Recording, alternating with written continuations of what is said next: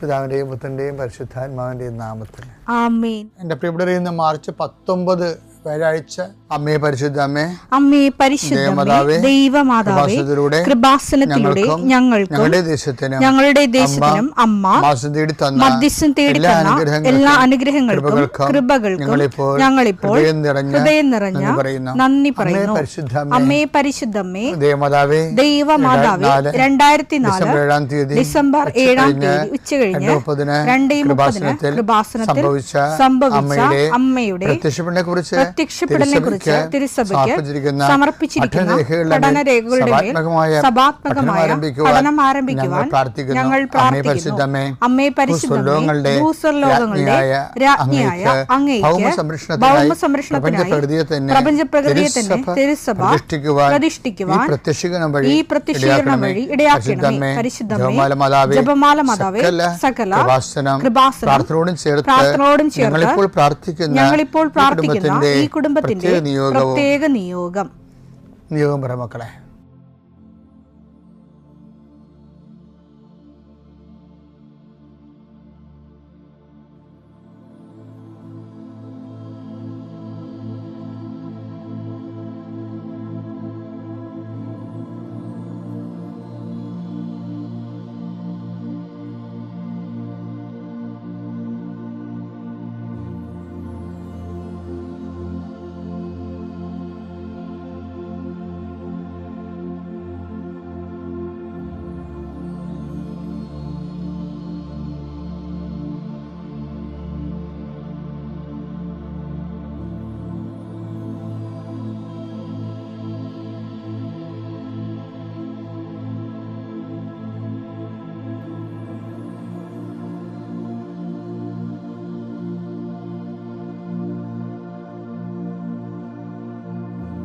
അമ്മയുടെ പ്രത്യക്ഷീകരണത്തിന്റെ ഈ അനുഗ്രഹവേളയിൽ ഞങ്ങൾക്ക് സാധിച്ചു തരുവാൻ കനിയണമേ.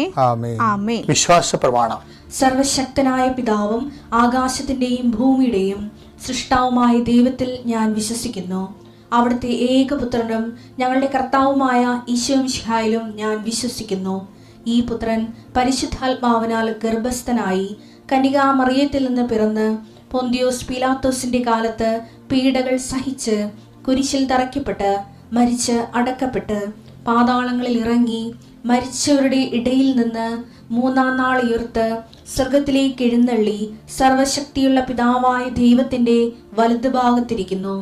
അവിടെ നിന്ന് ജീവിക്കുന്നവരെയും മരിച്ചവരെയും വിധിക്കുവാൻ വരുമെന്നും ഞാൻ വിശ്വസിക്കുന്നു. പരിശുദ്ധാത്മാവിലും ഞാൻ വിശ്വസിക്കുന്നു. വിശുദ്ധ കത്തോലിക്കാ സഭയിലും പുണ്യവാന്മാരുടെ ഐക്യത്തിലും പാപങ്ങളുടെ മോചനത്തിലും ശരീരത്തിന്റെ ഉയർപ്പിലും നിത്യമായ ജീവിതത്തിലും ഞാൻ വിശ്വസിക്കുന്നു. ആമേൻ. സുഖസ്ഥനായ ഞങ്ങളുടെ പിതാവേ, അങ്ങയുടെ നാമം പൂജിതമാകണമേ. അങ്ങയുടെ രാജ്യം വരണമേ. അങ്ങയുടെ തിരുമനസ് സ്വർഗത്തിലെ പോലെ ഭൂമിയിലും ആകണമേ. അന്നു വേണ്ടുന്ന ആഹാരം ഇന്ന് ഞങ്ങൾക്ക് തരണമേ. ഞങ്ങളോട് തെറ്റ് ചെയ്യുന്നവരോട് ഞങ്ങൾ ക്ഷമിക്കുന്നത് പോലെ ഞങ്ങളുടെ തെറ്റുകൾ ഞങ്ങളോടും ക്ഷമിക്കണമേ. ഞങ്ങളെ പ്രലോഭനത്തിൽ ഉൾപ്പെടുത്തരുതേ, തിന്മയിൽ ഞങ്ങൾ രക്ഷിക്കണമേ. ആമേൻ. നന്മ നിറഞ്ഞ മറിയമേ, സ്വസ്തി. കർത്താവ് അങ്ങയുടെ കൂടെ സ്ത്രീകളിൽ അങ്ങ് അനുഗ്രഹിക്കപ്പെട്ടവളാകുന്നു. അങ്ങയുടെ ഉദരത്തിൻ ഫലമായി ഈശോ അനുഗ്രഹിക്കപ്പെട്ടവനാകുന്നു. പരിശുദ്ധ മറിയമേ, തമ്പുരാന്റെ അമ്മേ, പാപികളായ ഞങ്ങൾക്ക് വേണ്ടി ഇപ്പോഴും ഞങ്ങളുടെ മരണസമയത്തും തമ്പുരാനോട് അപേക്ഷിക്കണമേ. ആമേൻ. കർത്താവേ, നിന്റെ ഉന്നതമായ നാമത്തിന് സ്തോത്രം ചെയ്യുന്നു. കർത്താവേ, നിന്റെ വിശുദ്ധ പൗരോഹിത്യത്തെ മഹത്വപ്പെടുത്തണമേ. കർത്താവേ, സഭയിലുള്ള സാന്നിധ്യം ദൃഢമാക്കണമേ. 40 വർഷം ഞാൻ അർപ്പിച്ച കുർബാനയുടെ യോഗ്യതയാൽ കൃപാസ്ഥാന ജീവനോടെ പ്രത്യക്ഷപ്പെടുന്ന മാതാവിൻ്റെ മാധ്യസ്ഥത്തിൽ ഇന്ന് ഈ പ്രാർത്ഥന കാത്തിരിക്കുന്ന എല്ലാ മക്കളെയും ഞാൻ ആശീർവദിക്കുന്നു. കർത്താവേ, നിന്റെ തിരുമുറിവാർന്ന് വലത് കർത്താൻ മക്കളെ സ്പർശിക്കണമേ. അടിപ്പണ്ട പോലെ പൈതാക്കാലം പോലെ ദൈവികമായ ശക്തിയിലേക്ക് ആവശ്യിക്കട്ടെ. എല്ലാ കൊശങ്ങളിലും എല്ലാ പെശുകളിലും ഞരമ്പുകളിലും ചുമൽ ഉള്ളംകാല് വരെ കർത്താവിൻ്റെ രക്തം പടരട്ടെ. മാരക രോഗങ്ങൾ, തീരാവ്യാധികൾ യേശുക്രിസ്തു നാമത്തിൽ മാറിപ്പോകട്ടെ. കർത്താവേ, അങ്ങയുടെ മക്കൾ ഇന്നെടുക്കുന്ന തീരുമാനങ്ങൾ, അങ്ങയുടെ മക്കൾ ഇന്ന് നടത്തുന്ന യാത്രകൾ, അങ്ങയുടെ മക്കൾ ഇന്ന് കണ്ടുമുട്ടുന്ന വ്യക്തികൾ, അങ്ങയുടെ മക്കൾ ഇന്ന് ഒപ്പിടുന്ന കടലാസുകൾ, രേഖകൾ, കർത്താവെ എല്ലാം നീ അറിയാനും അതുമൂലം ഉണ്ടാകുന്ന എല്ലാവിധ അതും ഈ എന്തിനു വേണ്ടിയാണ് ചെയ്യണത്? ആ വിഷയം ലക്ഷ്യം കാണാൻ വേണ്ടി, അത് എത്രയും സ്പീഡായിട്ട് കാണാൻ വേണ്ടിയും. സമയ ചുരുക്കത്തിൻ്റെ അമ്മയെ സഞ്ചാരി മാതാവേ, അമ്മ ഇവർക്ക് വേണ്ടി മധ്യസ്ഥം വഹിക്കണമെന്ന് പ്രാർത്ഥിക്കുന്നു. ഗർഭിണികളായ മക്കൾ, അവിടെ കുഞ്ഞുങ്ങളെ ഓർത്ത് വിഷമിക്കുന്നവരുണ്ട്. ചിലർക്ക് അനക്കമില്ലാത്ത കുഞ്ഞുങ്ങൾ ഉണ്ടാവും, ചിലർക്ക് രോഗങ്ങൾ മാറാത്ത കാരണം ഉറക്കമില്ലാത്തവരുണ്ടാവും. ഈശോയെ, പലതരത്തിൽ വേദന അനുഭവിക്കുന്നവരും പൊറുക്കാത്ത വ്രണങ്ങളുള്ളവരും ഉച്ചമുള്ളങ്കാലം ഉണ്ടാകുന്ന രോഗങ്ങളെ കർത്താവ് ഏറ്റെടുക്കണേ പ്രാർത്ഥിക്കുന്നു. എൻ്റെ കർത്താവിനുമായ നാമത്തിൽ, സഭയുടെ അധികാരത്തിൽ, കുരിശിൻ്റെ അടയാളത്തിൽ, ദൈവശക്തിയാൽ ഞാൻ നിന്നെ ആസ്വദിക്കും. എൻ്റെ പ്രിയപ്പെട്ടവരെ, നമ്മളെ ഈ രജിസ്റ്റർ കച്ചേരിയിലൊക്കെ പോയി പണം കൊടുത്ത് സ്ഥലമൊക്കെ വാങ്ങിച്ച് പ്രമാണം ചെയ്യത്തില്ലേ?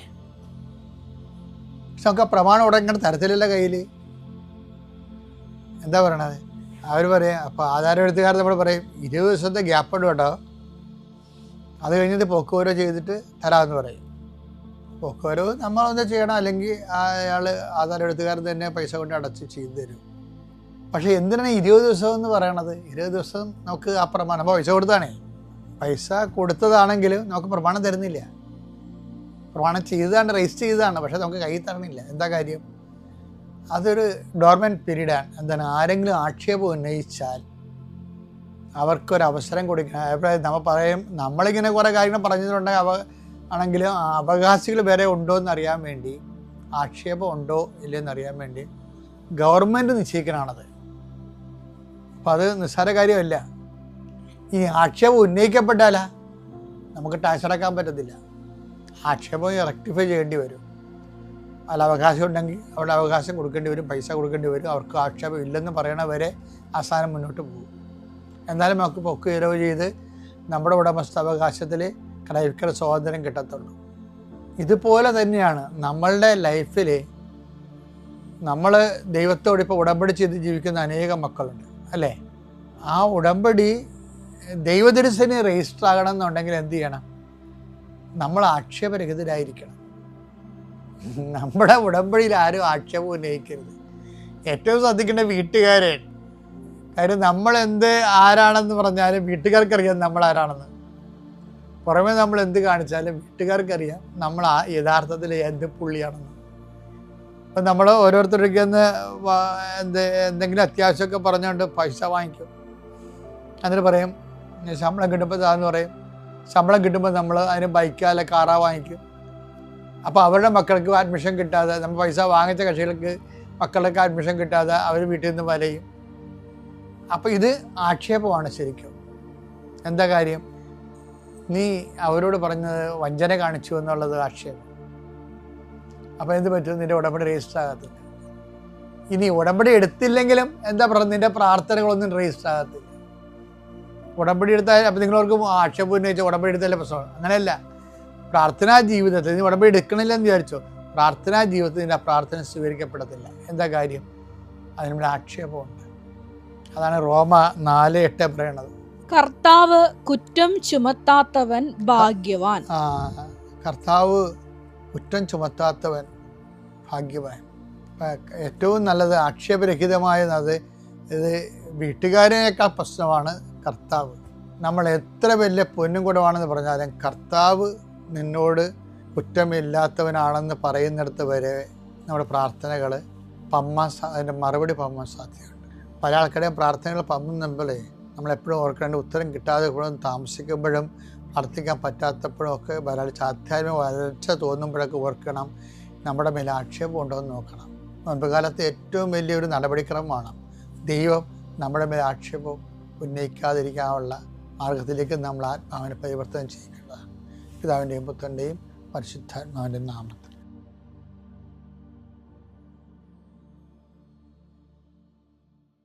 അത്യപൂർവ ദൈവാനുഭവങ്ങൾ ഇനി നിങ്ങൾക്കും സ്വന്തം. ഈ യൂട്യൂബ് ചാനൽ ഇതുവരെ സബ്സ്ക്രൈബ് ചെയ്തിട്ടില്ലെങ്കിൽ ഇപ്പോൾ തന്നെ സബ്സ്ക്രൈബ് ചെയ്യുക. ഈ വീഡിയോ ഇപ്പോൾ തന്നെ നിങ്ങളുടെ സുഹൃത്തുക്കൾക്ക് ഷെയർ ചെയ്തുകൊണ്ട് കർത്താവിൻ്റെ പ്രേക്ഷിതരാകുക.